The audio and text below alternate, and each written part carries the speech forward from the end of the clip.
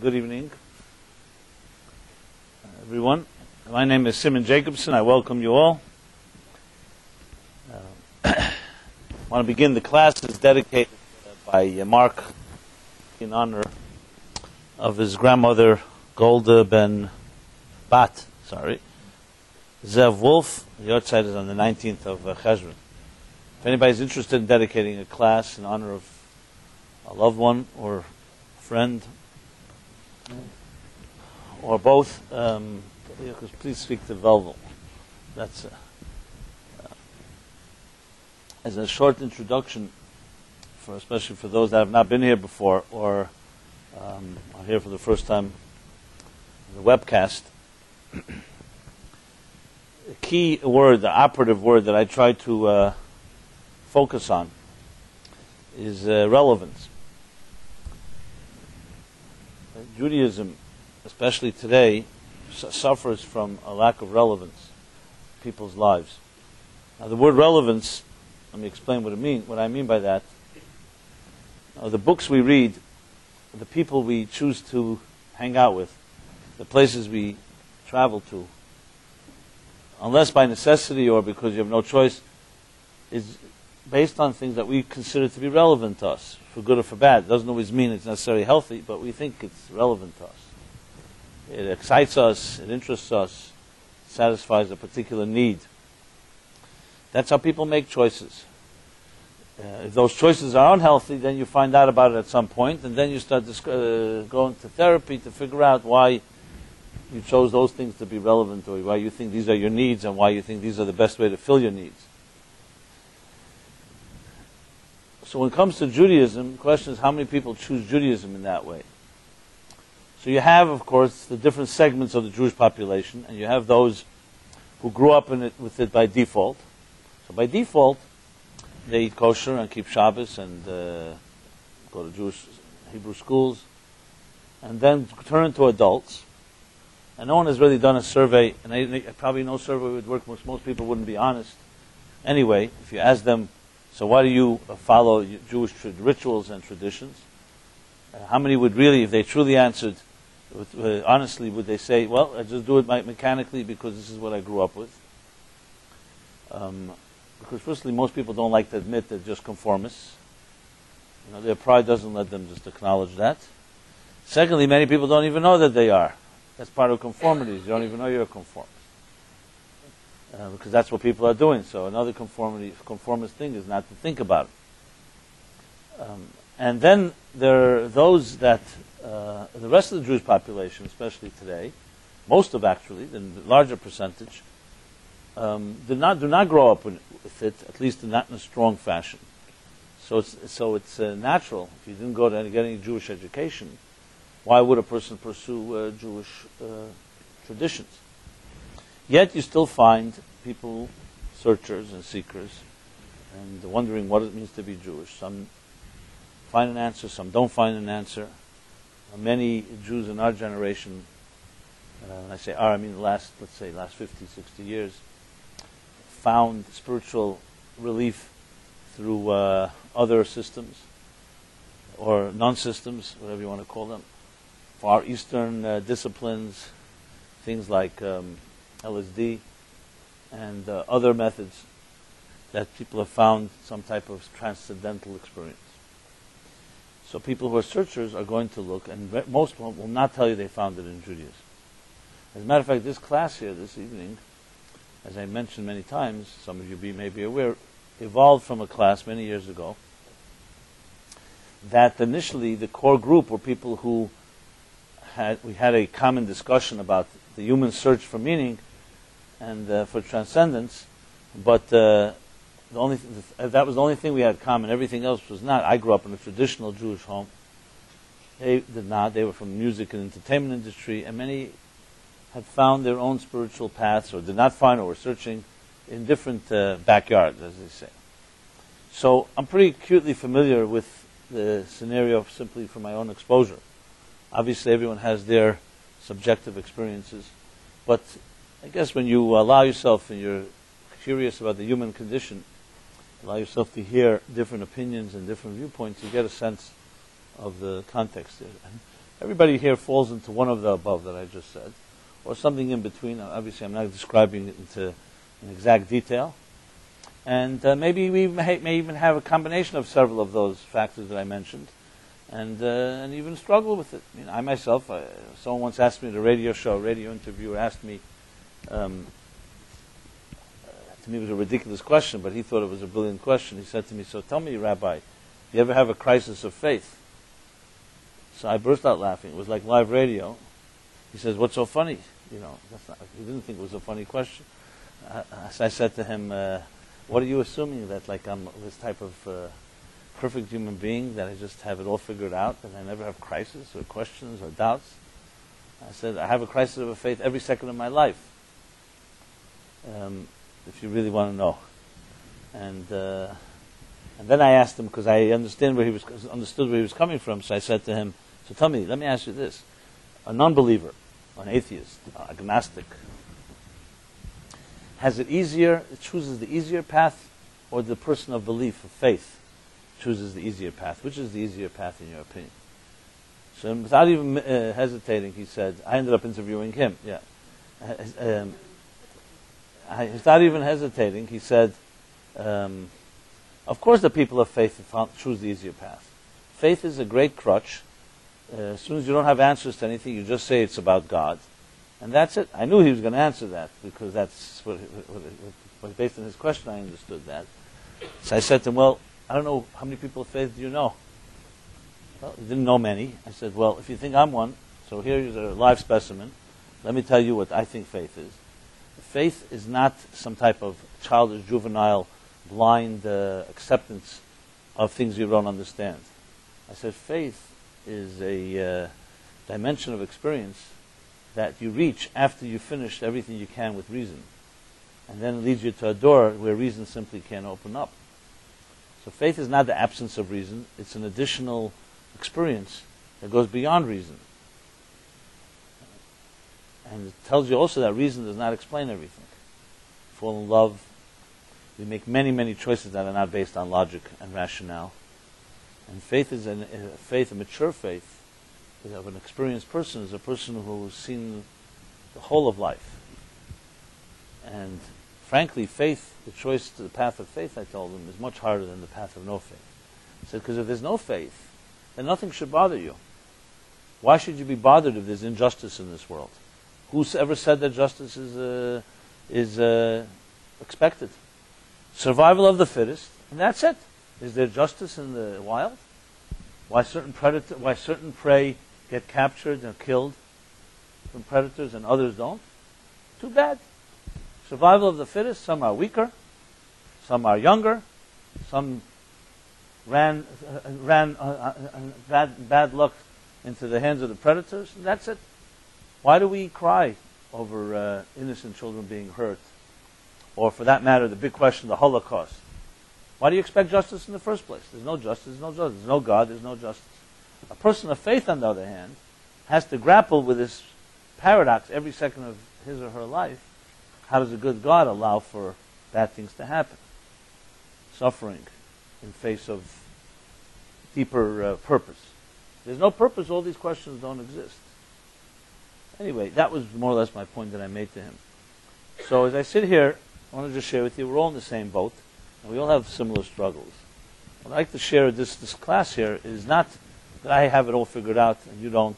And I'm sharing, I'll tell you some wisdom that you've never heard before, but to tell you that Judaism, its relevance is such that not just we, but Moses, the great Moses himself, and the great Abraham, who we'll talk about, and all the greats and all the characters in the Torah struggle with the things we struggle with. What we learn from them is that that's the path of life. That life, there's nothing to be afraid of a struggle. They are full of paradoxes. Life is full of paradoxes and many contradictions. And we still embrace them, and we forge ahead. And the Jewish people are here today because they were not afraid to face quandaries and paradoxes and doubts. And they were able to grapple and wrestle with God and wrestle with the angels and wrestle with themselves. So all the conflicts we have internally about the things that matter is the way of all flesh, the way it was meant to be. The Kabbalists explain it their way, that God created an agnostic universe, which means concealed his own presence. So the inherent unity in all of existence is concealed from us, which means we can live a life deceiving ourselves into thinking we're self-contained, and self-interest is our biggest thing. And with intelligence and with a focus and most importantly integrity, we come to discover that even though maybe the more comfortable path, the deeper path, the truer path is one where you recognize the unity and we recognize that we're all souls on a complex journey and we all need each other. And the more we embrace that as a path of life, we discover that's the path that Abraham embraced back then, which was completely pioneering because nobody had embraced it at the time. And he was a non-establishment, anti-establishment person. Unfortunately, as I pointed out many times, many of his teachings once they became establishment, they got corrupt. So I don't know if Abraham, if he came around today, going to all the synagogues, he'd feel very comfortable. But the synagogues thing, they're also children of Abraham, Isaac, and Jacob, and Sarah, Rivka, Rachel, and Leah. And I'm not suggesting one of us has a monopoly over Abraham's teachings, but if you look into the Torah directly, you'll find unbelievable relevance. And that's my focus here, is the relevance. So you can ask the irreverent question, who cares about all these stories that we read, and all these episodes, and all these details? So I want to focus on this week's chapter, the theme, as the opening sentence that begins, this great Abraham. We talked about him last week in the context of comfort zones and journeys out of comfort zones. So this week's chapter begins, Vayeira elav Hashem. God appeared to him, to Abraham. God appears to Abraham. And the story goes, if you read the previous chapter, that Abraham was told to circumcise himself physically, and therefore at age 99, 100 years old, circumcises himself. And technically God is coming to visit him, from where we derive the mitzvah of visiting the sick. This is from this verse here. That just as God visited Abraham when he was healing, we too have a mitzvah to visit those that are healing. Actually, we learn from this that when you visit someone that's not well, it says that you actually remove a 60th of their illness. When I was a little kid, I asked my father, does that mean if you visit a person 60 times, he'll get healed? But it doesn't work exactly like that. And also, it doesn't mean you get a 60th of the illness and you assume it, just to relieve it. And I think psychologically, the truth is, it's not just some type of miraculous thing. Think of it. Think of, God forbid, a patient in a hospital that has no visitors. There's no question the demoralization of being ill, plus no one there to come visit you, has to add to the illness. It doesn't add to the willpower to fight. And it's proven today that people who have hope and have friends and have love, it helps the willpower to fight, which creates adrenaline and creates other chemicals that actually strengthen our immunity system. So it's not that. So the context where the Talmud says that when we visit someone, it actually helps. So we learned this from God who visited Abraham, and therefore it definitely helped. He gave him the strength. Felt, I care about you. I'm here to spend moments with you. And then the story continues that as Abraham is speaking with God, Abraham suddenly looks up and sees 3 strangers wandering in the wilderness. It's a little tangential, but I want to mention it because it's just such a beautiful message that talks about relevance. And he looks up at the strangers. He turns away from God to welcome the strangers, like nomads, Arabs. And he welcomed. The truth is, they were angels, as we discover later, but they were masquerading. And he welcomes them into his tent, feeds them, and then he finds out that there are 3 messengers from God, each one with another message. One with the message, Isaac will be born. Another with the message that Sodom, the wicked city, would be destroyed. Another one to heal Abraham. And to save Lot, his nephew.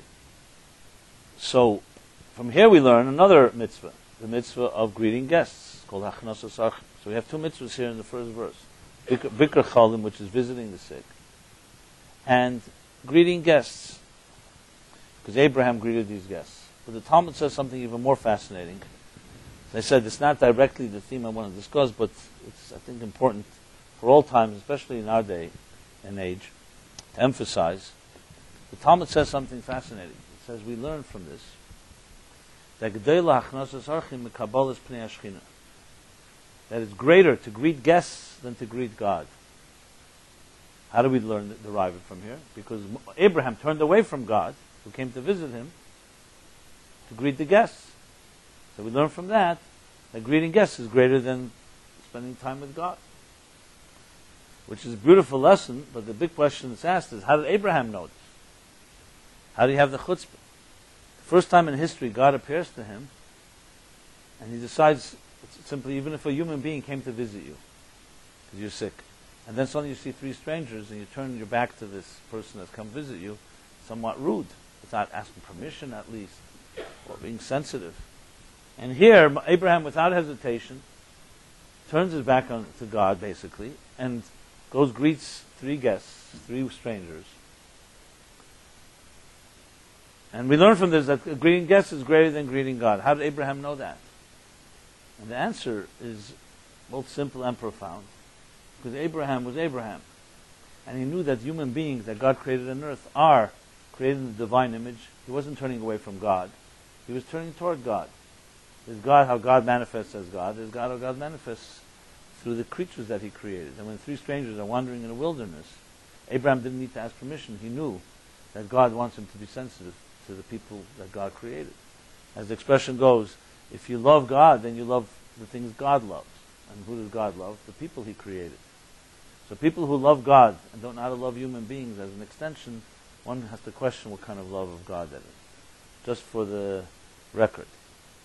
So Abraham sensed that and he knew that, and therefore it wasn't an insult to God, it was actually a compliment. It was showing God, I care about your children, I care about your creatures. So to go back, however, to the opening word, which is actually the name of this chapter, Vayeira, which means appeared. In Hebrew, Vayeira is related to the word Riyah, to see. So God appeared, which means that Abraham saw. Now you have this expression often that God appears later. But this is the first time in the entire Bible that you find an appearance of God. So the commentaries and everyone asks the question, what does God look like? What exactly did Abraham see? So if you look in comic books or nursery school rhymes, I guess, and now there's a new Genesis that has been illustrated, I hear. So I'm sure there's different pictures of God. Some depict God as an angry man on a throne with a long white beard, always scowling at the human race. You have different images. I don't know what would be your picture. Everyone's got their image, which we pick up in our homes and schools. And we're people of images, so we think in terms of image. So what does it mean when God says God appeared? Now, if you have a sophisticated understanding of God as the essence of all reality and the inner core of it all and beyond, so anyone that thinks like that obviously is not looking for an image, because images actually contradict and would distract us from understanding God in that sense, the entirety of existence. It says clearly in the Ten Commandments, don't build a God in any image, engraven images. The professor Abraham Joshua Heschel would always challenge his students and saying, where do we find in the Torah that God transgresses the greatest sin? So the second commandment says, do not create a God in your image, an image of God, and God created the human being in the divine image. So God, in a sense, transgressed what he said shouldn't be done. So we are essentially, the answer, of course, is, it depends. If we worship ourselves, yes, then we become idols. But if we see ourselves as reflections of the divine, another story. But the point being, what exactly does it mean that God appeared, and what did Abraham see? And the Torah uses the word see. It doesn't say he meditated, or he perceived, or conceived, or abstracted, or whatever it may be. And this, of course, is a challenge to all of us, because this whole issue called God and the divine is a very complicated topic. And I have to share with you, there's this story, I share it many times, but it's just always so apropos, I think, on many levels, but especially in this context. So back then, when I started giving the class, I remembered that I felt sometimes uncomfortable. Not uncomfortable giving the class, but I remember people coming, and here I was sitting there with a yarmulke and a beard. It was a little less white than now, but nevertheless, I definitely wasn't projecting a neutral image. And I remember thinking, people are coming to see me, they're secular backgrounds. Even before I open my mouth, I'm already at a disadvantage, because who knows how they're stereotyping me. Not that I was self-conscious, but I just wanted to communicate. And when people stereotype you, it's very difficult to communicate, because they're seeing one thing and you're trying to say something else. So I was thinking, I may remind some of them of an angry grandfather that schlepped them to synagogue on Rosh Hashanah and Yom Kippur. Conjure up that image. Or I may remind them of irrelevant Hebrew school teacher teaching hollow bar mitzvah lessons about mitzvah lessons. You had teachers like that. Or I may even be maybe even warm or nostalgic, nice memories. But regardless, definitely, as I said, was not neutral.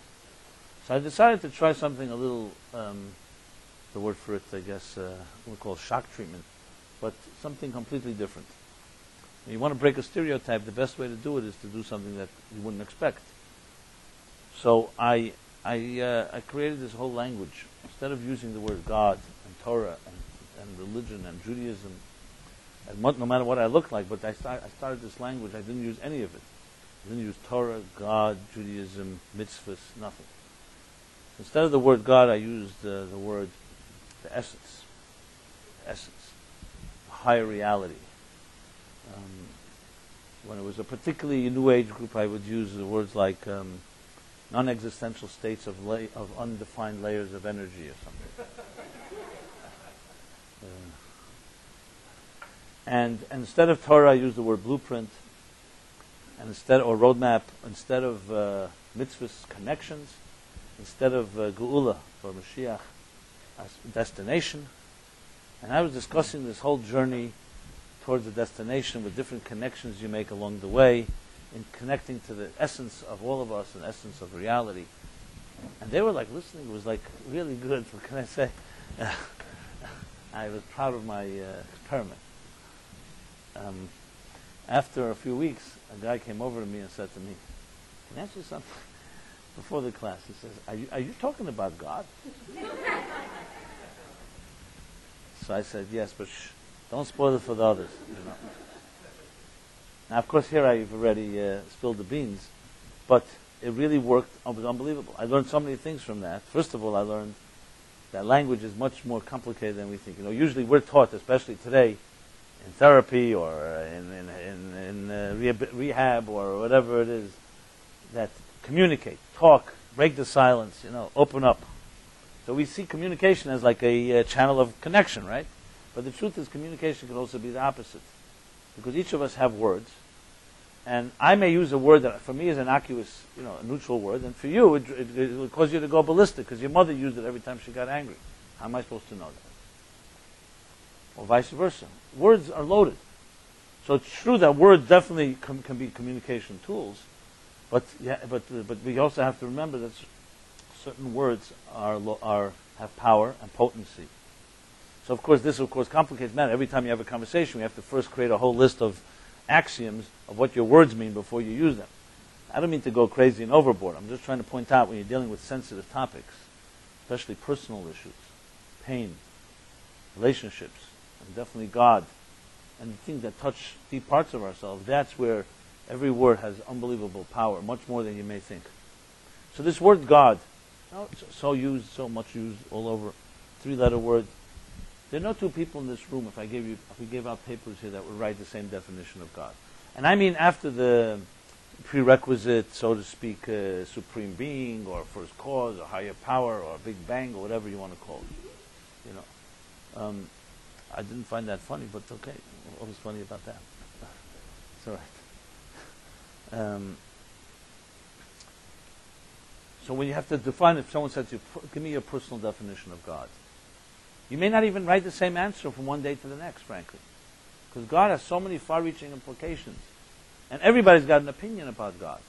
There are firm believers who are ready to die and kill others in the name of God.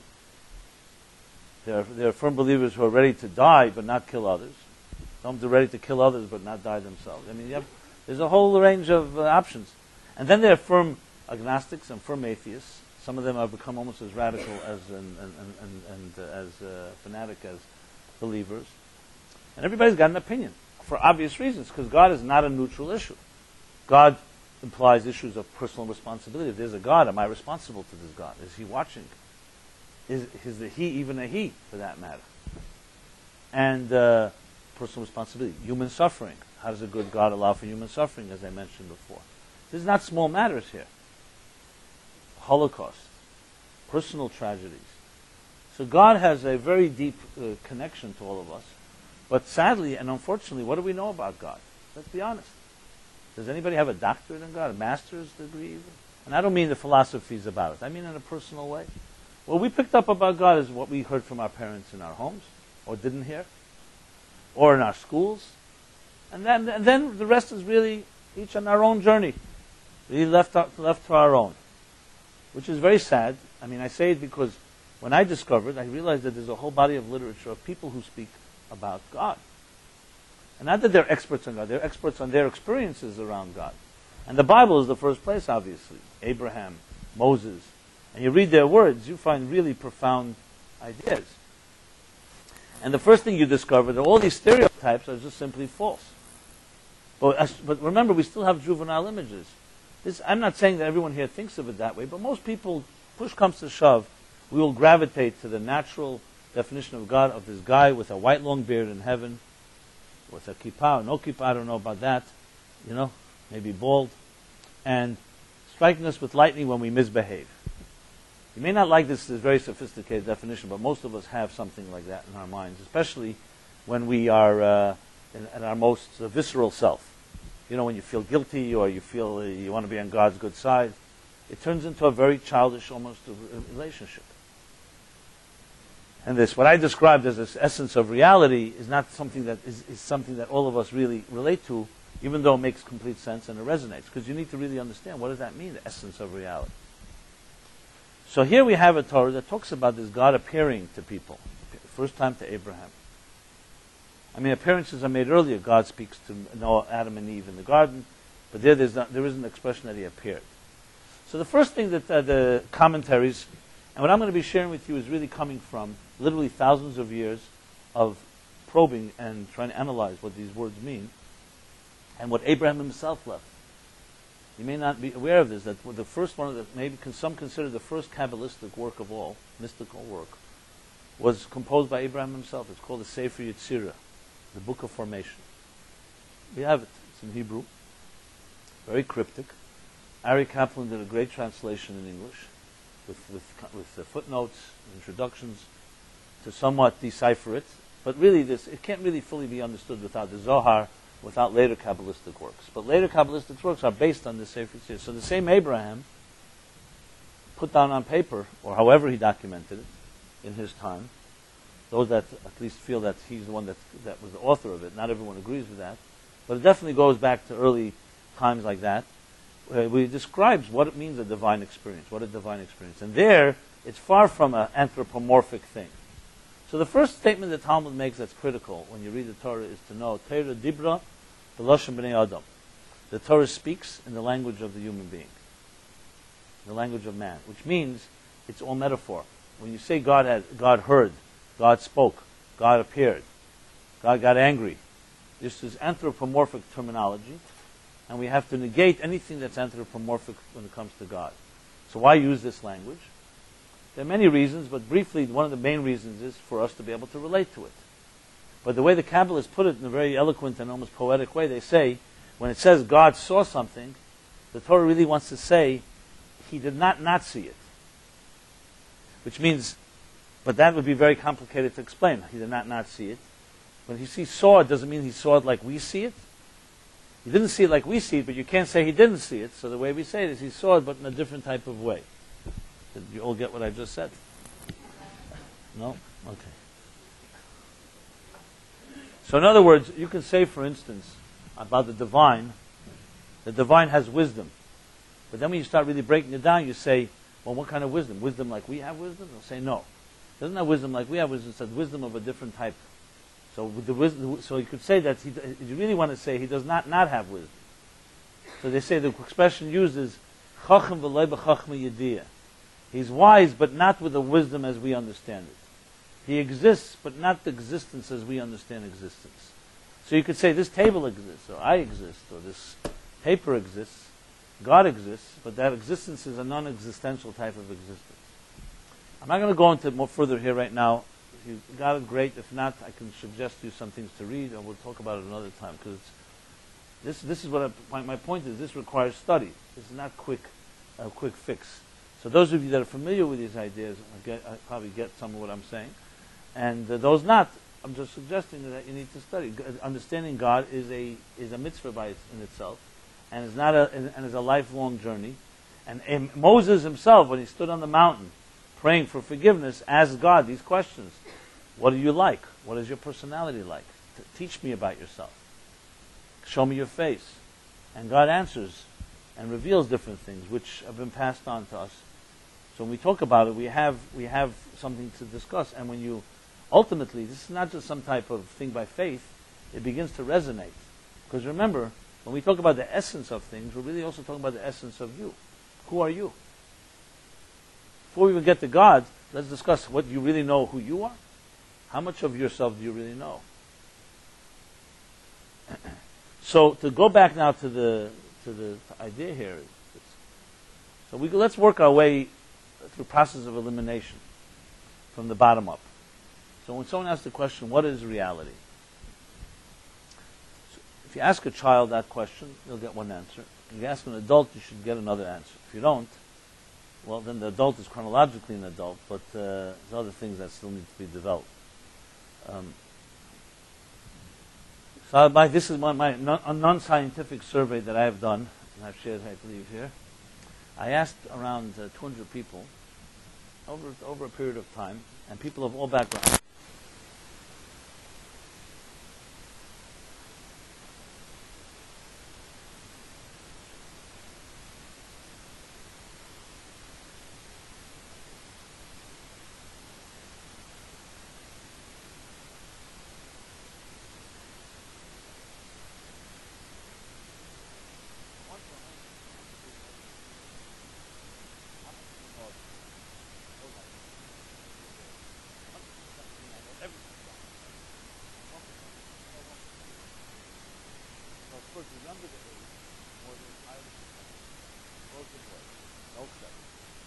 So ask them if they're 12-year-olds.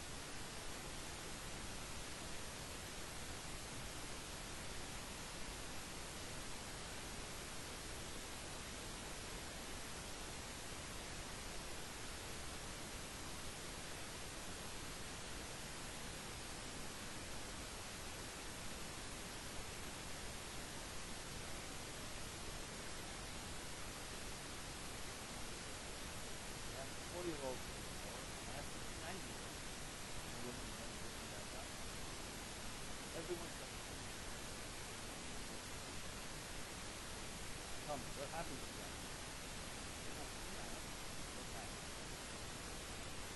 You think if you know more of yourself,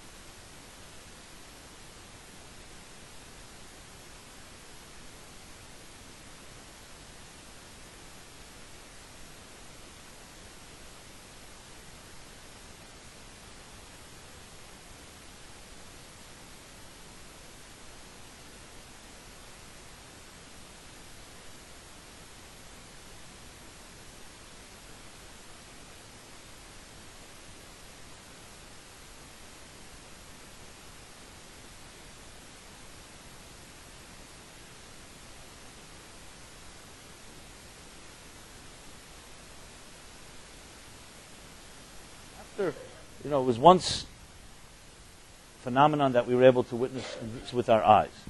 Then we discovered molecules.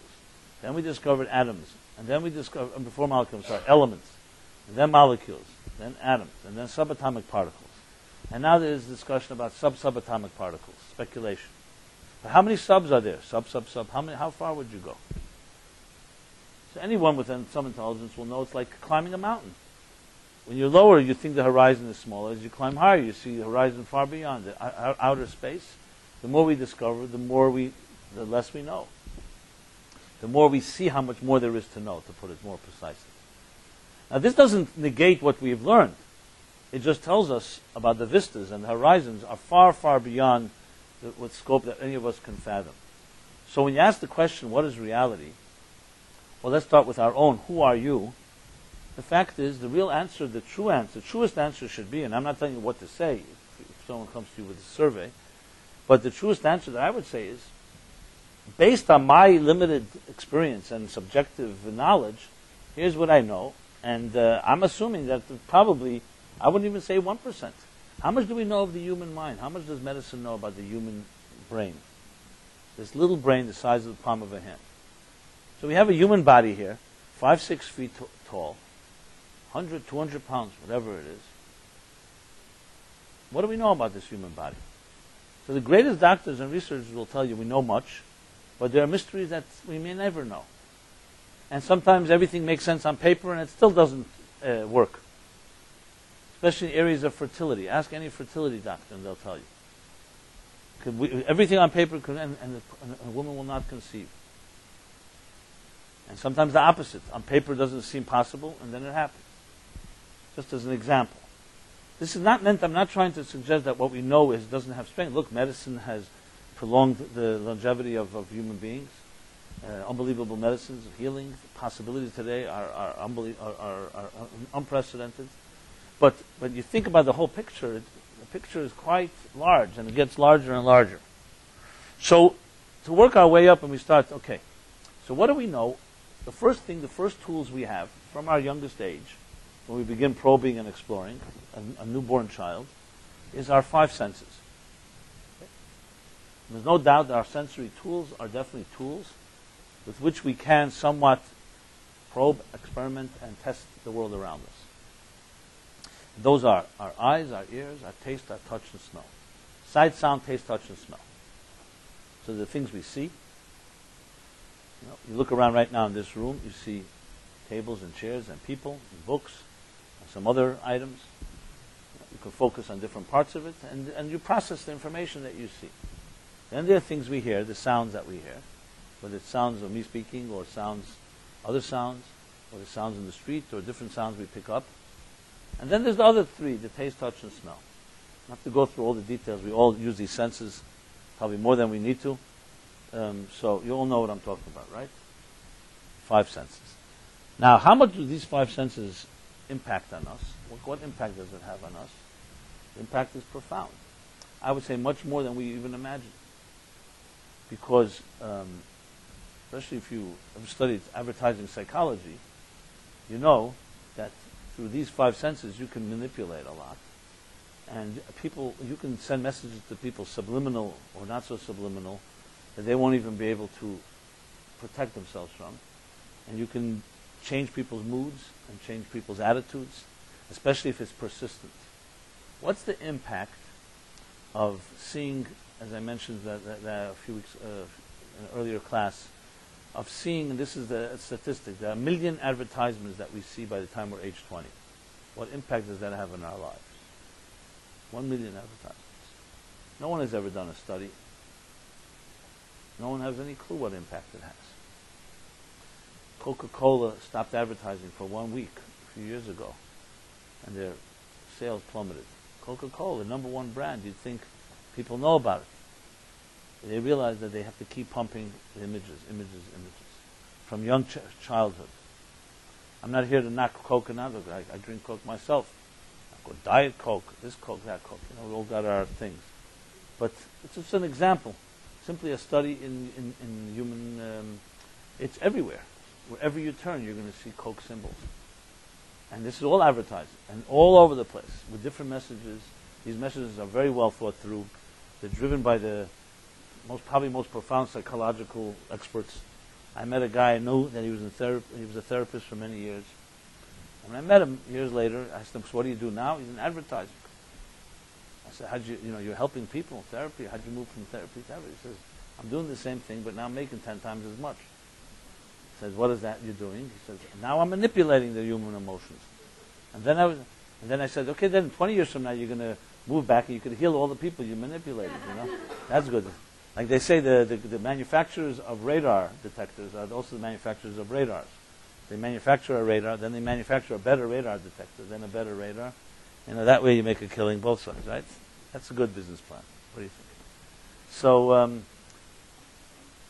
So the fact of the matter is, and I'm not here fire and brimstone against advertising, but the power of our senses and its impact on us is tremendous. When I was younger and more naive, I thought advertising affects everybody but me. Then I found out everybody thinks that. And I said, "Oh, wow, that's brilliant. That's what the power of advertising. Everybody thinks it doesn't impact me, so, why are they spending billions of dollars on these images?"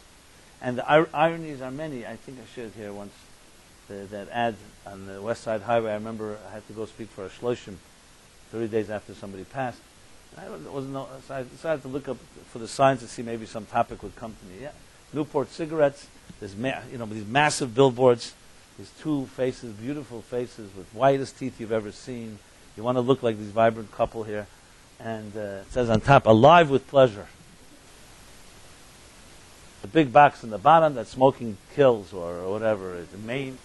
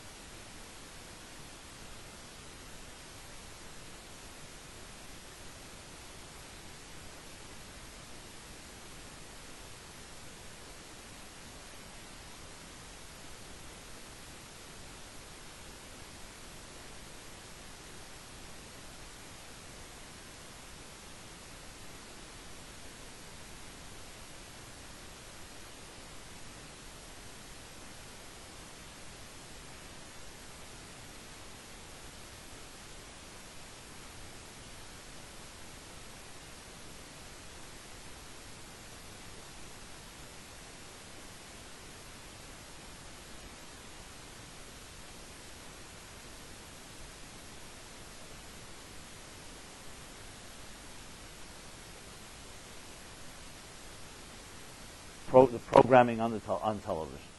Let's just say it's the best program that could exist. What does it do to human spirit? And again, I want to emphasize, it's not a fire and brimstone talk against technology, against television, and so on. even though many are coming to understand that television can be quite a destructive force for children.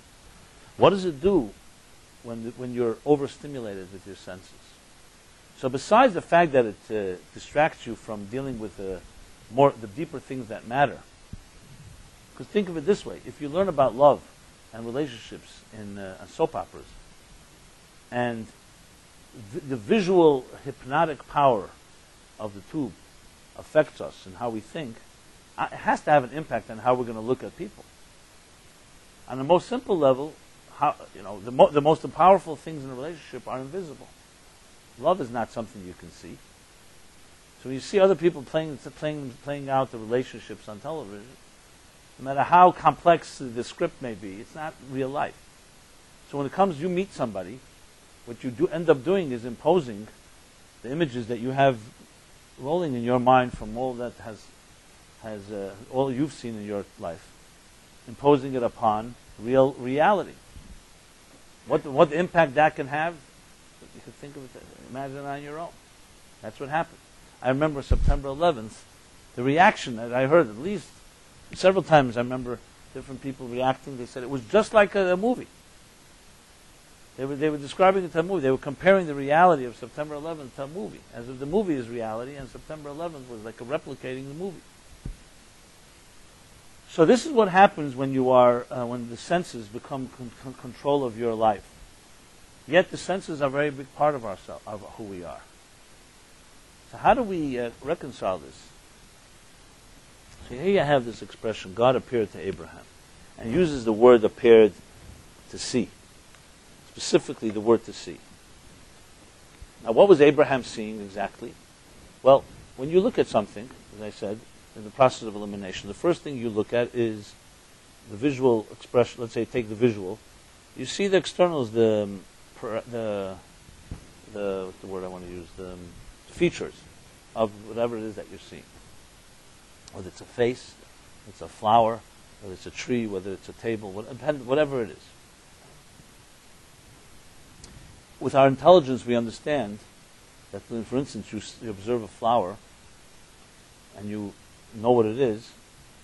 It has all kinds of, it conjures up all kinds of feelings a person may have. Someone gives you flowers. You don't just see them as physical flowers, you see it as a gesture. Flowers are a symbol of beauty.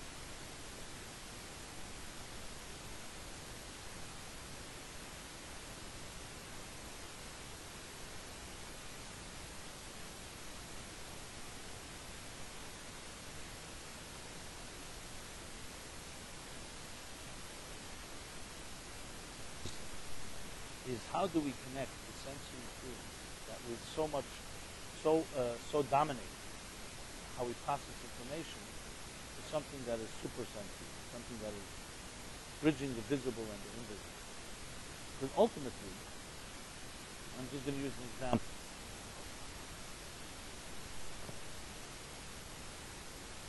God appeared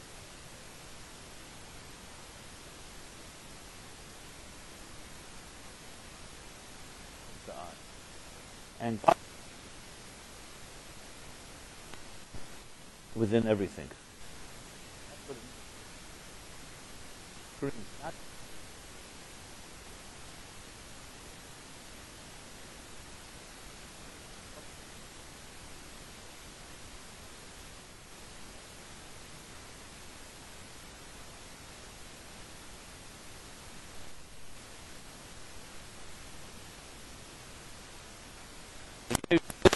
for the terms, he says that the building blocks, so think of it like the DNA of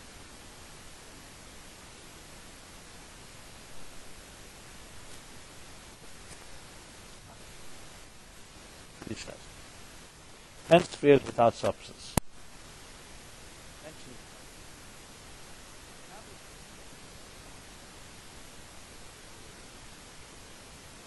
So I'm going to use an example and you'll see exactly what I mean. The first time we meet each other, what do you do when you meet somebody for the first time? You assess what you see. Body language, what they look like, what they project. You begin a conversation, you start seeing what kind of intelligence, reactions, intuition that the other person has. When we say two people really get to know each other, it means they've communicated enough to really get a sense of what another person is beyond the surface. So then when you meet that person again, think of meeting your best friend you haven't seen for a while. So the face of the person is just really, frankly, only like an ID card that tells you it's the person. But as soon as you see who it is, you say it brings up all that you know about that person, and then your communication is not based on casual or superficial things. It's based on what you know that person has within, what they've experienced. So you may carry a secret that only your best friend knows. Everyone else doesn't see it. But that secret shapes your whole life, and maybe shaping everything that you do today, tomorrow, and maybe your entire life. So externally, someone looks at you, they don't know that what you're carrying inside of you. Someone that knows you well, because you've shared it or because they lived it, experienced it with you, knows about it. So you could see here, right there, the disparity between what you see and what you get. It's not the same thing. To go a step further, you see a person cry, for instance. Tears come out of their eyes. So we know, our mind tells us, because we have cried ourselves, that I see a tear, that person must be sad. Or if it's tears of joy, it may be joy. But it means these tears reflect, this physical tears coming out of a person's eyes reflect that something is going on that's not visible. Now, any intelligent person will tell you, will ask this question, what comes first, the tears or the feelings? So it's a rhetorical question. It's the feelings, of course. You feel first, and then when the feelings, I guess, build up and accumulate, for some reason it creates liquid in the tear ducts, which in turn will express itself in a tear. So here, invisible emotions some way affect the physical physiology, the chemical physiology of the body, which in turn will express itself in a physical thing called a human tear. So if they did one of these nature shows, and you would like focus in on a tear and magnify it a million times, you wouldn't see all those feelings. You may see the tear, you may even know that it has a little salty taste, for whatever reason that is. And where's the association? When did it go over from the feeling to the tear? We can't really know. But this is not uncommon, because this happens all the time. Same thing, a smile on your face. So because we understand a smile, and even little children do, a smile is a certain contortion on your face that I guess for some reason reflects a sense of happiness, contentment. So when you see a smile, you know the person is happy. First comes the happiness, then comes the smile. This is just a simple example of how the Sefer Yetzirah or the Kabbalists see all of existence. So when it rains outside, we take out an umbrella. Or you ask a meteorologist and they'll give you the whole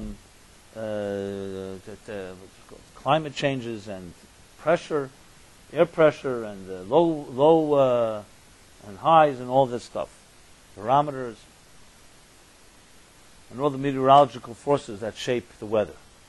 And the Kabbalists will tell you that behind that are different forces, and maybe it's like angels crying. Maybe there's an emotional cosmic state that the world is going through that's no different than the one that you go through when you cry, and the heavens pour tears. Yes, of course, it comes from the clouds, and the clouds themselves, the water rises from the seas, and it evaporates, and all that, and the vapor, etc., etc. That the Bible actually also says in Genesis. But beyond that all, why does it happen at certain times? So the mystics would say, because there are forces beneath the surface that teach you, that really are shaping what we see on the surface level. Now, it takes really literally a lot of training to begin to see the universe in that way. So when you were standing right now in a meadow, and you saw green grass, and birds chirping, and flowers blooming, and a blue sky, and whatever else is part of this natural scene, So naturally, most all of us find some serenity in an environment like that. We find symmetry, a beauty, a calm. There's something about the colors, about the diversity, how it all works together. Just the feel.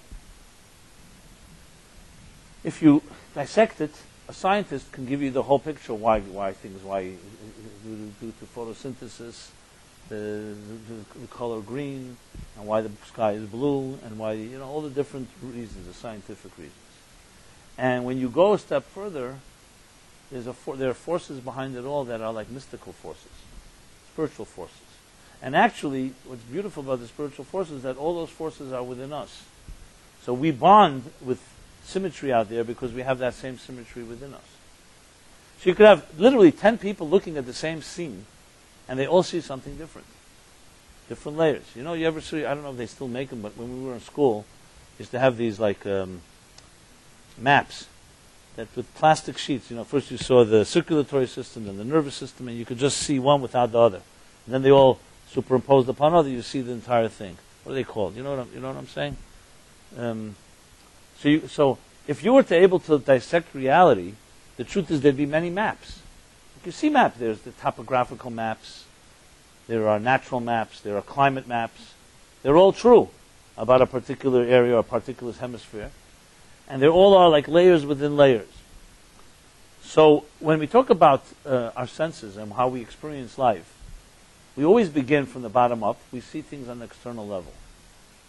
True training and a true education is not just getting more knowledge. It's teaching a person how to see the cause and not the effect. Or to see the cause from the effect. Not to look just at the symptoms, but at the root of the symptoms.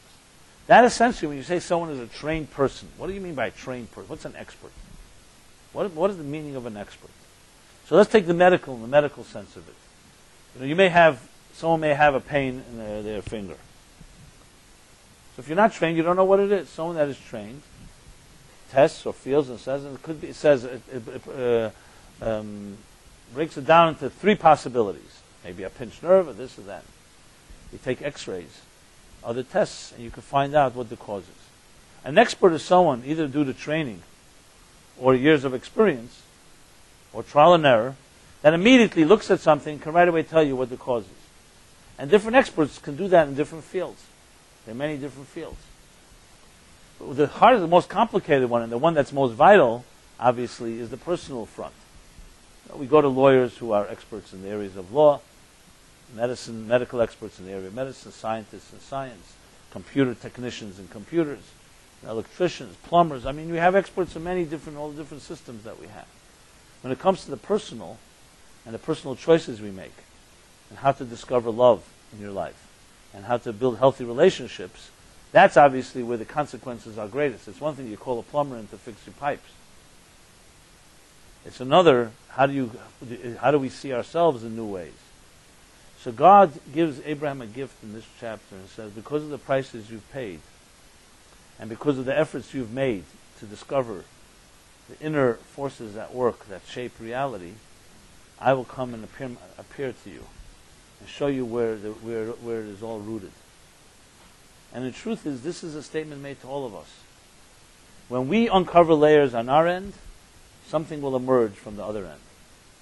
When we block ourselves and get distracted by our senses and other things, then those inner forces don't have a place to express themselves. There's no one home, basically, because you're busy with other things. So when we're looking for this search for truth, our truth, your destiny, it's right there. However, it's covered up in layers, by many, many layers, and many distractions. Our senses can both be a curse or a great blessing. The curse is when the senses take control and you're just being inundated with sights, sounds, taste, touch, and smell, no control, no boundaries, no off time. That's why I was personally so disturbed when I wrote that article about BlackBerry, and people still remind me about it. Because I was given this BlackBerry to take to Frankfurt because I was traveling. Be in touch. Trust me, it's not my most traumatic experience, but I'm exaggerating a bit just for effect. But I remember I felt like, completely intruded upon. Now I have to answer emails all the time because they know I have the BlackBerry, people who gave it to me, and everyone, and I see everybody feels emancipated that wherever they go, they can email, and they tell you can't believe how great this is, and so on and so forth. I'm not taking away from the virtues of it. I'm not here to knock. I'm sure there are a few texters in this room here, probably more than a few. So please don't take what I say personally. I'm just talking about it as let's call it as a study in an abstract study in human nature. Okay, but it had that effect. I remember when I went on a cruise, and where there was no phones and nothing. It has a cleansing power. What can I tell you? Like whenever you disconnect from the so-called electricity and the technology, we are addicted to these things. And I'm not saying it doesn't have benefits, and I'm not saying that, but the benefits, one has to wonder. If you have your relationships all intact, and you and your children are getting along well, and you and your parents are getting along well, and all your psyche is very clean and pure, then it's one thing. So then find technologies that enhance your life. But if the rest of your life is all screwed up, and suddenly these gadgets and all these things suddenly become the dominant force, I don't have to finish the sentence. Okay? You can work it out yourself. The point I'm making here is our senses are great gifts. It's a great gift to be able to obviously see beauty and see life and see people and so on and be seen. And the same with sound. I mean, imagine not being able to, God forbid, hearing music, hearing people we love, hearing people say I love you and other beautiful things. So senses are a gift. It's God's gift to us. This is part of who we are. It's not a man-made tool. They're divine tools. But those are the senses as they stand in their own pristine form. What goes in through the senses, however, is up to us. As a matter of fact, commentaries describe the senses as gates. Think of your soul, your psyche, as an inner city surrounded by a wall. That's how they explain it. But, even walled cities need entries and exits. Look at the city, let's say, the wall around Jerusalem. There's no exits and entries. You can't get in, you can't get out. What is the purpose of a walled city? So technically, it was a way to protect the capital or the special cities from attack, because you couldn't breach a wall so easily. And therefore, you could stand by the wall and, the wall and protect the city. Spiritually, Ir K'tana Zeh Haguf, it says, the human being is a small city.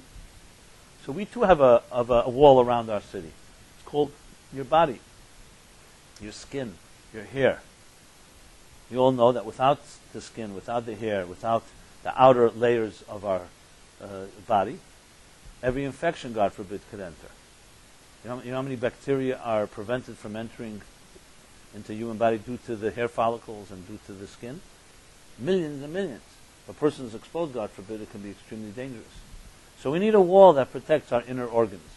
The same as we need a wall that protects our soul and our psyche from the world around it. So we were given a wall, but then, because there has to be some type of interaction between the two worlds, we have doors in these walls. And the doors are gates. The gates are the two eyes, two ears, the nose, taste, touch, and smell. These are the gates. Take away these gates, God forbid, and there's no interaction between you and the world around you. For you personally, no one needs the senses to exist, per se. Why? If you closed your eyes and you closed your ears and touch, taste, and smell, what would you be left with? So initially it sounds terrifying to you, like disappear. You won't disappear. The real you will be there, because you don't need eyes to see yourself. You don't need ears to hear yourself. Even though there are people that like to hear themselves. The guy that goes on a date, speaks about himself for 2 hours, and then he tells the girl, okay, enough about me. What do you think about me? So now he gives her 2 hours to talk about him, so equal time. Why, did you do that? Okay, good. You let me know. So, but the fact is, we don't need ears to hear ourselves, and we don't need taste, touch, and smell to experience ourselves. So what do we need eyes? Eyes is to see others, or to see things outside of ourselves. Same thing with ears. So we have these gates, and who is the gatekeeper? You are. You are your gatekeeper. What will go in through your eyes and through your ears and taste, touch, and smell is determined by you and you alone. However, we sometimes can feel emancipation. Listen, I could see anything I like anytime, especially in our modern technological age, and you think you're free. You're not free. What you basically did was you opened up the floodgates and you let everything pour into your psyche and soul. That which belongs, that which doesn't belong. So you need filters, just to use modern lingo. Filter. But you're the one that does the filtering. So the senses themselves is a great gift.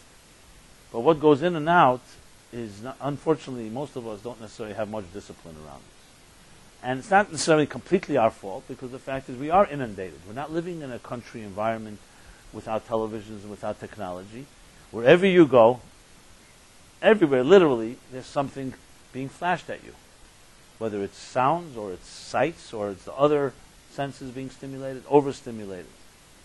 And what's happening here, it's not the stimulation of the senses that is the issue, it's the entry into your psyche and soul. How much can it really take? And then it has to process all of this. So no wonder that there's very little time or even space within your psyche for someone you love. Even if you want to give it to them. There's so much happening that has entered. It's like imagine you let everyone into your door, and then you have to start filtering, okay, who's important, who's not important, what's a priority, what's not a priority. This is just an example. So what God tells Abraham, or what this parsha, this Torah chapter tells us, is that each of us have a period of time, if we choose, and that we will, what Abraham did till this point, was that he uncovered layers. He did not allow all this stuff to enter into his life. He made choices, and began to realize that there's something behind the scenes. Because here's the second half of it. What I just described was the overstimulation of our senses. But then there's another side. What about focusing on what you need to focus? That when you see a flower, it's not just another beautiful thing among the million things you saw that day. You need a little patience and time to process the things that matter to you. If we're so in a hyper mode and constantly running, multitasking as they put it, you end up not appreciating the things that have to be appreciated. So the casual, superficial things in life, yeah, it's fine. You can move in and out and quickly move on. But the things that have to be, you should be dwelling upon, the things you should be pondering, focusing on, all become lost in the shuffle. What Abraham did when he made the choice to begin to search for God was the first thing was to prioritize. He started saying, look, let me distinguish between the means and the ends. Yes, I need to eat and sleep and drink and meet with people and make some money. But those are means. I'll dispense with it as quickly as possible and then start looking for something deeper. As he began his journey, which consisted of two things at once, not allowing the superficial things to overwhelm him and the external pressures to overwhelm him. And the second part was to focus on that which does matter. As he began doing, he began to be able to look through the layers. Instead of looking at the tears, he was able to see the feelings. And when he met somebody, it wasn't just he saw a face, he saw their needs. And he's able to understand a soul, not just a body. And as he began doing that, God reciprocated. Like I said before, he meets you halfway. You uncover the layers from your end, and I'll uncover the layers from the other end. And suddenly, God emerges. As the Kotzker Rebbe says, where's God? Wherever you let him in. It's not that you find God out there. I'm going to go to some mountain or to some country or to some book. It's right here. But there's so much going on, it just drowns out. Each of us, the Zohar says, emits a hum. A hum. Everyone in this room here, everyone on this earth, a little silent, gentle music. And your music is different than every other person's music. You sometimes see it in the natural world, so in the march of the penguins, or in other animal kingdoms, you see that among thousands of the same species, they each have their own particular sound. So it's not inconceivable. Each of us has a sound. Now, when's the last time you heard your unique music? Have you ever heard it? I'll tell you have, but you didn't know you had. You heard it when you have a moment of truth. Magical moment. Everybody has certain moments like that. We wish we'd had more maybe, but we wish we'd be able to initiate it, and I'm going to explain how you can in a moment. But we have moments of truth. They usually happen unexpected.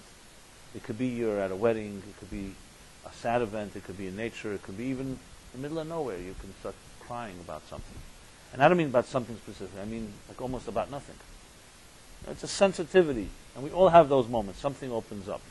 Something touched you. Sometimes you can identify what it is that touched you. Sometimes you can't. It could be a song. It could be a memory. It could be a story. I mean, the list goes on, and it's so broad that it's hard to really defend. Each one of us has to identify in our own way. But what happened at that moment that resonated so deeply?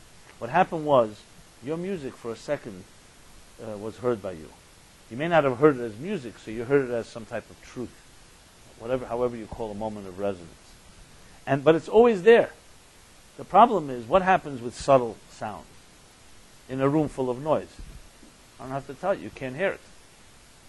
Because the noise is so loud, the interference is so powerful, it drowns out any of the more subtle sounds. So when we're looking for a miracle, as the Baal Shem Tov says, you're looking for the supernatural within the natural, the extraordinary within the ordinary. You're not looking for some just new novel experience. That may be good from time to time to have it, just to jolt you out of your quotidian, they say, your status quo. But the truth is, what you want to do to maintain it is that every moment in what you see right now, there is infinity. And what you're experiencing right now, there's eternity. And everything that you see, even like I said, the teardrop, there are layers and layers, and God Himself. I use Him only stereotypically. I don't mean Him as not in her. But to experience that requires, as I said, two things. You have to cut away a bit, shed the layers of the distractions, lower basically the extracurricular noise, and secondly, focus on what has to be focused on. And then something miraculous happens. When you do that in a sustained way, suddenly a new door opens from the other direction. Unexpected. Because you've done it, so God will respond in His call to you. Because now there's someone to talk to. You've opened the communication. And that's what happened to Abraham, that God appears to him.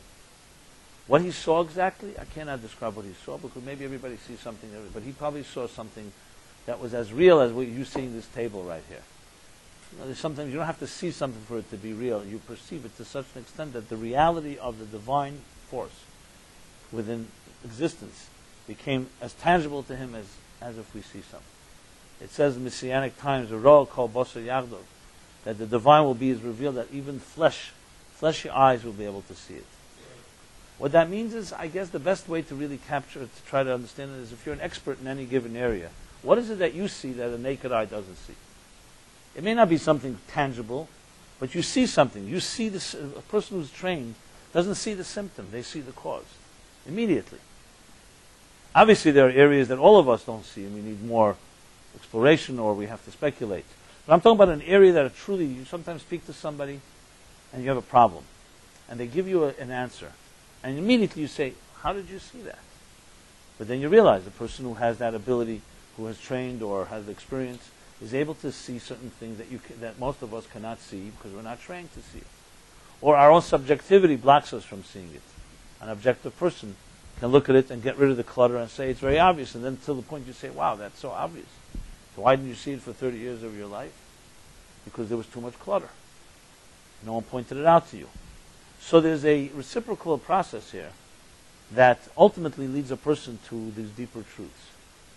Now, if you want to apply this maybe to the issue that may be most relevant to all of us, is relationships. We're all seeking relationships. But we seek absolutely on a symptomatic level. You ask people, what are you looking for? You more or less get the same answer from everybody. A nice person, a beautiful person, good looking, thoughtful, sensitive. I'm not saying there aren't good qualities, but as anybody in this world that doesn't have some of those qualities. So you need something a little more that's fitting to you. It's a little more subjective, a little more. But really, what's really going on in relationships is, what do you consider to be important in a relationship? What's the priority? What are you building with someone else? What do you want to build? Not everybody's going to admit it, but many will say, ultimately, if push comes to shove, I'm looking for a good sexual partner. That will be a little committed until we're not committed. Some will say it, some don't say it. But if that's what it comes down to, and that's what the relationship is, obviously you're going to get what you're expecting, at best. Not more than that. If a person says a relationship for me is an eternal connection with somebody and two souls, forever bonding and building a family and a home, and I don't just mean mouthing it, but actually feeling that's what they want, then comes the bigger question is, okay, so are you there? Are you committed to that? You're really ready for that? You're not going to get it if you're not ready for it, because the other person won't participate, and maybe God won't even send you a person like that if you're not ready for it. So there's a lot about, it's not just, I can't find my soulmate or I can't find the person. There's a lot more to analyze than that. Obviously, we're sitting in a group with a lot of people here, so everybody has their own story. But I can tell you, I sit with many individuals one-on-one, and that's the journey. You begin by asking these questions. What do you want? What are you looking for? What have you done? And it's not easy to discuss because it's such an emotional issue. It's not like you're talking to someone, they can just step back and say, okay, let's discuss this in some academic way. No one's academic about it. It's very personal. And it's usually fraught with pain and disappointments and history. And the list goes on. But what you're really looking for is really where's the clutter? Where are you using your senses? Are the senses overwhelming you? Are the priorities there? It's really going down to, are we looking at the outer layers or the inner? Don't ever underestimate the seduction of our senses by externals. We are all seduced by that. Advertising would not work if we weren't. We wouldn't get into bad relationships if we weren't. We're attracted by things at times to the point of complete obsession, completely self-destructive even. But the power of a seduction of the moment, of a seduction of any of the senses is so intense, and we've all been there, that afterwards you think that you were like crazy. How could you even have done that? But when you're in it, in the throes of that insanity, it's almost impossible to free yourself. So that shows you just how the senses on their external level, you see things, how powerful they can affect you. In the Shema, we actually say, don't follow everything your eyes see. So God says to Abraham, or the Torah tells us in this chapter, God appears to Abraham and says, I will show you what you should really be looking for. You should be looking for the God in another person, the soul in another person. And this is what I really focus on. It may sound like a simplistic formula, but almost everyone I speak to, I say almost, I would say everyone literally. When I talk about relationships, ultimately, they may not be there yet. I would love to be able to say, when you're able to see the soul inside of another person, inside of yourself, you'll be able to find a healthy relationship. There's no doubt in my mind. What you're looking for is not the soul. For whatever reason, you're looking for something else. Maybe you don't even know about your own soul. So it's really looking to use our senses to see what we're supposed to be seeing instead of what we're not supposed to be seeing. And I don't mean this in some type of religious way that you're not supposed to look at this or look at that. It's really about where are you using your tools and all your resources? What are you directing it to? What is the key thing in your life? What's the most important thing? When that little baby that I described, my nephew, was like suddenly froze, literally completely lost all animation in watching that screen, I saw, and we saw with our own eyes, the contrast. The contrast. You continue an exposure like that to the point of turning into an adult, a part of our soul becomes very, very numb. I won't say it dies, because nothing ultimately dies in the soul level. It could always be awakened. But you know what kind of awakening you need if it gets too numb? Sometimes, unfortunately, the ones we don't like, called trauma, shock. Which is why some people go through that, and that's when they suddenly have a wake-up call. It's the only thing that can shake them out of the reverie. So I'm not wishing that upon anyone. I'm not saying we should wait for that, because it says, Ani yesheno v'li be'er. I am asleep, but my heart is awake. So our senses at this point, each person has to make their own assessment where your senses are. I would say most of our senses have been overstimulated and therefore become desensitized. Anything overstimulated is automatically desensitized. Things we see, even beauty, when you don't have the patience to dwell on it and watch it closely, it becomes something you see all the time. You get desensitized to it. As we get desensitized, we fall asleep, basically.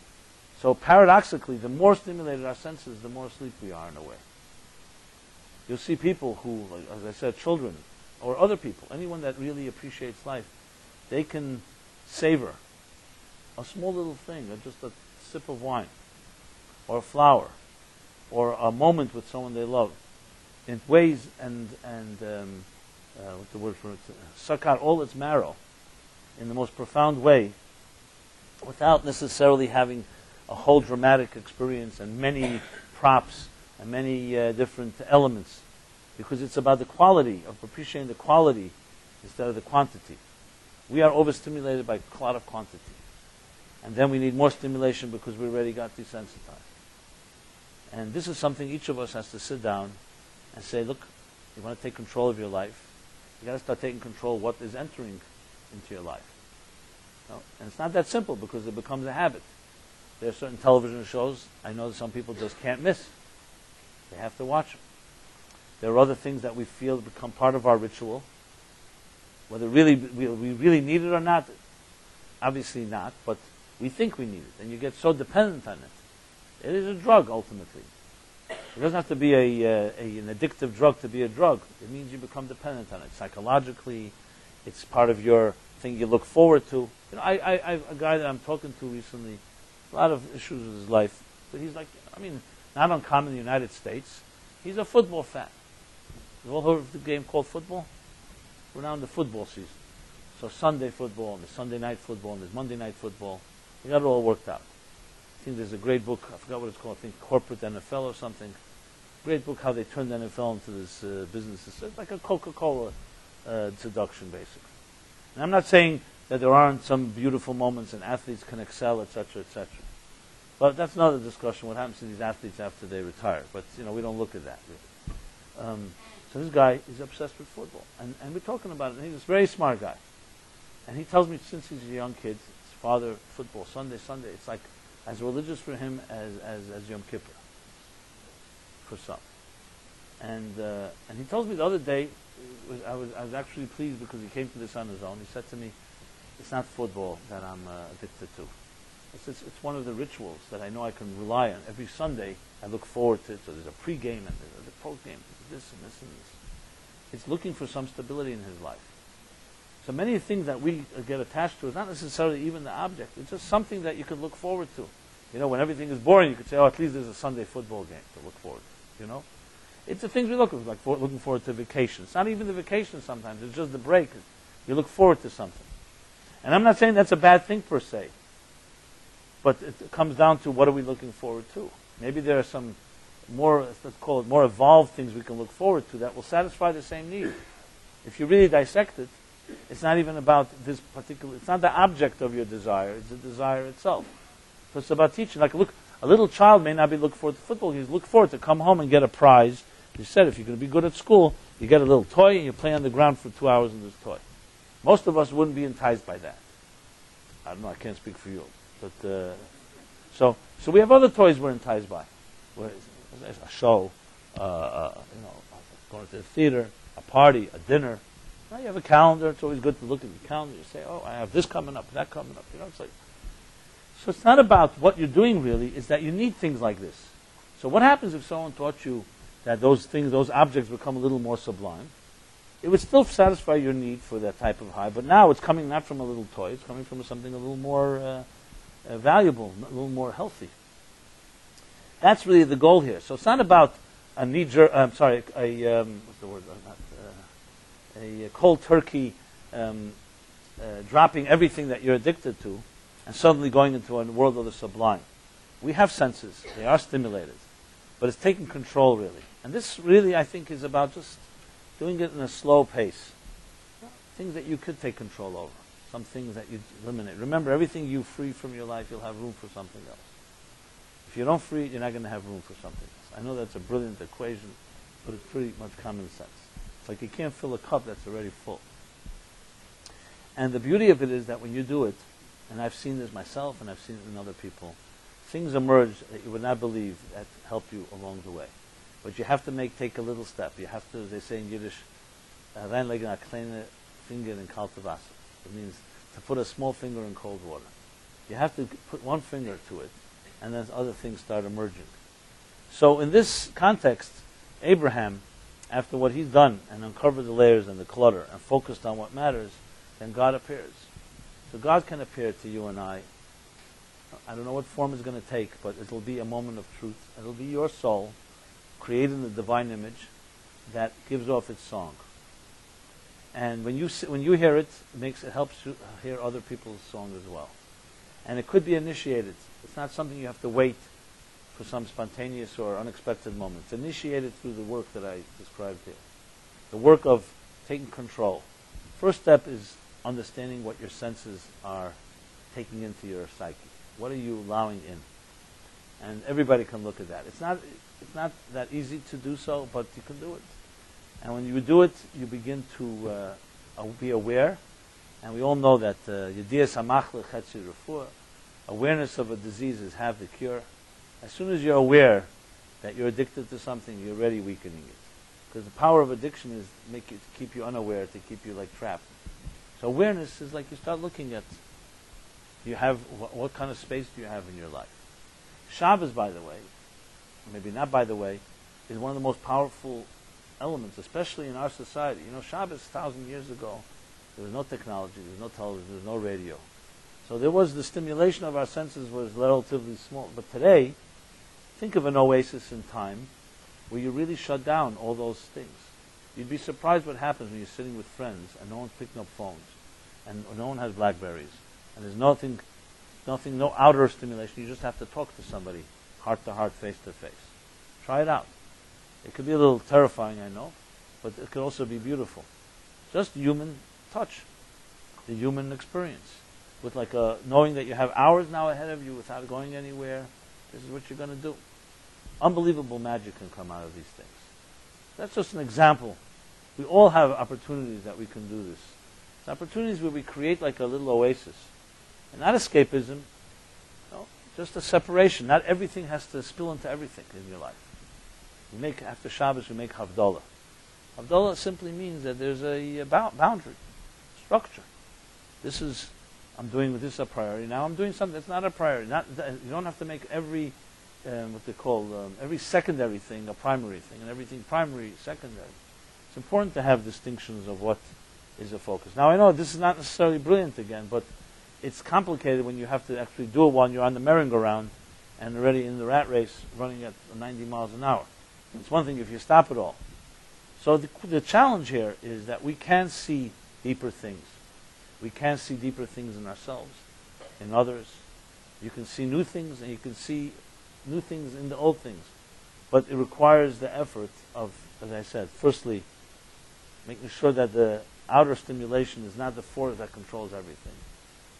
Secondly, looking for the priority. Someone says to you, someone does you a favor, and you say thank you to them. So thank you is a cliche almost. But think about someone saying thank you to another person. You can dwell on that and understand there's a deep meaning in that. There's a deep appreciation. It's learning to focus on the things that are the real interactions that matter. It's not going to be easy for another reason because people around us are not necessarily doing it. But that already goes back to the pioneering element. You can't wait. You can't have the blind leading the blind. We can't wait for everybody else to start acting, or else we're going to just have a catch-22. So we have to initiate. And when you initiate, every action has a reaction. So God should bless us all with appearing to us. But you have to do something to get that appearance. Maybe it could happen even without effort, but that's more unlikely. And that when we look at people, we are looking not just to see the outer, but also the inner. Everything has an inner. It's, I think, a beautiful thing to think in terms of, we all are human beings, we have different opinions on matters. I'm sure there are even opinions that we really would antagonize each other. There are people who don't like each other. But there's one thing, if you can train yourself to look and understand that whoever it is that you meet does have a soul like you have, and that soul comes from a higher place that's beyond you and me. No matter where that soul is trapped, maybe it's trapped in a person who's completely distorted life, doesn't matter, but the soul is still there. And that is a way of looking at people in a deeper way. And it's not as impossible as it sounds. You don't have to be a tzaddik. You don't have to be perfect to see there's a soul. Think of it this way. You'd like people to see you that way. You'd like the people to know that you have a soul in there. Not just you're a body, you're not just a sum of your parts, but that there's a force, there's some type of music. So may we all be able to recognize the musical note in each other, see it, and look for it, and you'll see how another appearance will emerge that will surprise you. So thank you very much. And I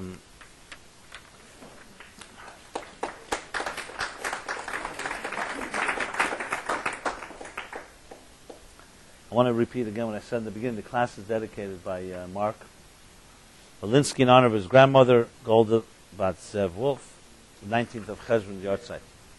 I want to announce as well that on you have these, I don't know if they showed you the flyer, November 24th, we're going to have a musical tribute here in honor of the Mumbai victims by Moshe Hecht and friends. It should be a pretty cool evening. So you could find more details up front. And tomorrow night, Philip will be giving his 7 o'clock class. I'll be back on Wednesday night. Anything I need to announce? If you haven't left your email address, please leave it for either announcements or also I write a weekly essay every week that I'll send out to anyone interested. And above all, please remember that everything I said here this evening is not just talk, but also action-based, which means that if any of you need some help in discovering your inner musical note or seeing things a little deeper, you can call on us. And as time allows, we can try to help, including myself. I see people or talk to people and we can direct you to places.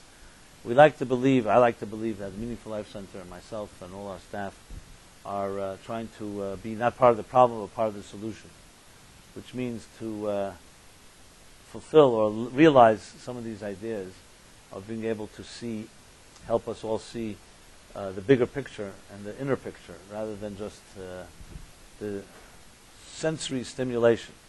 So I know Hanukkah, we're going to have Wednesday Hanukkah a musical drum event, a unique one, different even than last year, but even more powerful. Just announcing that right now. It's not formally announced yet. So it has a sensory stimulation, but as I said before, sensory stimulation, if it's bridging the visible and the invisible, can bring you to places. To use the senses to be able to expose that which is beyond the senses is the challenge. And I always say this to my team, even to Batsheva, who works in Boston. She's our artist and designer. That the key is to capture invisible things and put them into some images that we can relate to. You know, the face of a child, the teardrop I mentioned, a flower. There are many things that, even though they have an external look that we can relate to, but imagine if you can look at all the world as a metaphor for that which is the invisible unity within. That's the challenge. So if we all do this together, I think it'll be a lot easier. So I welcome you to join me, and I join you in this effort. And it's like a ripple effect, which I'm sure will have its reverberations felt beyond this room and beyond New York and the world.